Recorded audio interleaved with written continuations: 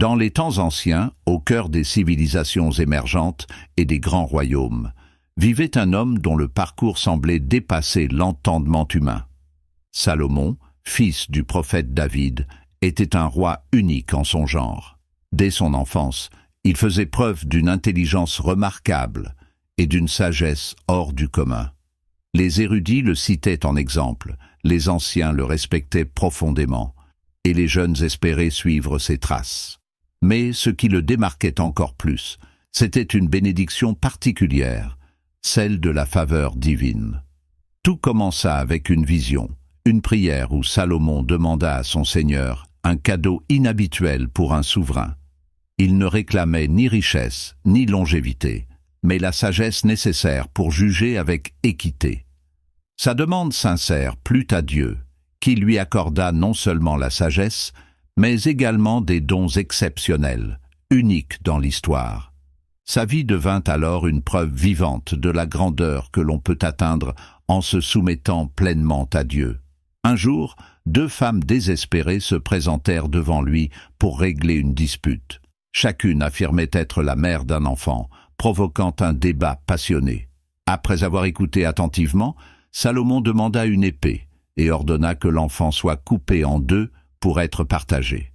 Alors que l'une accepta froidement cette décision, l'autre implora qu'on laisse l'enfant en vie, quitte à le donner à sa rivale.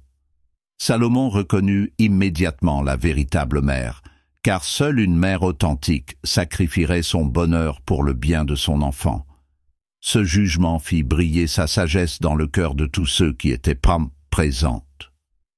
Plus qu'un simple règlement de conflit, cet épisode était un rappel que la vérité, accompagnée de sagesse, triomphe toujours. Salomon possédait également le don extraordinaire de communiquer avec les animaux. Lors d'une promenade, il entendit une colonie de fourmis avertir ses membres du danger d'une armée qui approchait. Touché par leur vulnérabilité, il fit arrêter ces hommes pour éviter de les écraser, témoignant ainsi d'une profonde compassion pour toutes les créatures. Mais ces dons ne se limitaient pas au monde visible. Les djinns eux-mêmes, êtres puissants, étaient soumis à son autorité. Ils accomplissaient des tâches extraordinaires pour lui, construisant des palais aux plafonds cristallins et aux colonnes majestueuses. Cependant, Salomon n'utilisait jamais ces dons pour sa gloire personnelle. Il les considérait comme un dépôt divin, une responsabilité à exercer avec humilité. Lorsqu'il invita la reine de Saba à son palais, ce n'était pas un simple appel diplomatique. Fascinée par sa réputation, elle vint avec des trésors et des questions destinées à tester sa sagesse.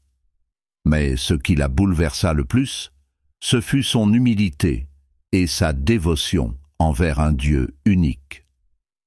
Leur rencontre ne fut pas un affrontement de pouvoir, mais un échange empreint de respect et de quête de vérité. En partant, la reine portait en elle une nouvelle compréhension spirituelle, transformée par l'expérience. Les années passèrent, et les exploits de Salomon continuèrent d'émerveiller. Avec le vent qui le transportait à travers les terres et les djinns qui bâtissaient des structures défiant l'imagination, chaque acte rappelait que ses pouvoirs étaient des signes de la grandeur divine. Pourtant, il n'oublia jamais que tout cela était temporaire, un prêt de son Seigneur. À la fin de sa vie, Salomon resta fidèle à lui-même. On raconte qu'il s'appuya sur son bâton pour prier jusqu'à son dernier souffle. Sa mort ne fut découverte qu'après qu'un ver eut rongé son bâton, faisant s'effondrer son corps. Ce moment marqua un rappel puissant. Même les plus grands sont soumis à la volonté de Dieu. L'histoire de Salomon ne se limite pas à ses exploits. Elle nous enseigne que le véritable pouvoir réside dans l'humilité, la justice et la dévotion envers le divin.